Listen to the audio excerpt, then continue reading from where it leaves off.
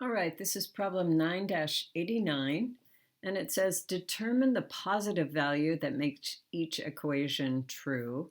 So we're trying to find square roots, and in this case, just the positive value. We know that there could be negative square roots also, but we're only concerned with positive square roots. If the answer is not a whole number, write it as a square root and then approximate it as a decimal rounded to the nearest tenth. Okay, so let's take a look at A.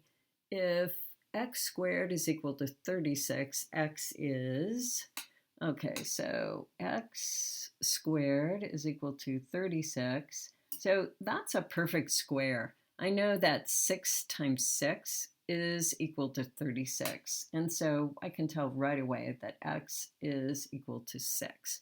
That one was pretty easy. And now we'll move on to B.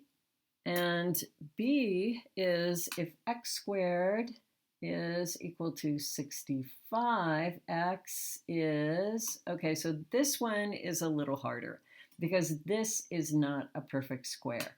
I know that 64, so 64 is a perfect square because that's 8 times 8, or 8 squared.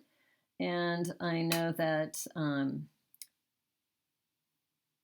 81 is a perfect square. That's 9 squared. So we kind of have to figure this 65 is very close to 64. So we're supposed to round it to the nearest 1/10. And if I look at the difference here, I see there's 1. And if I look at the difference between 65 and 81, let's see, it's 5 more to get to 70, and then 11 more to get to 81. So that's 16.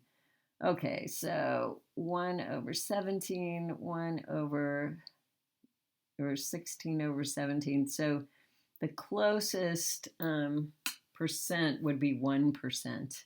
So x is going to be equal to 65.1. That's a pretty good approximation.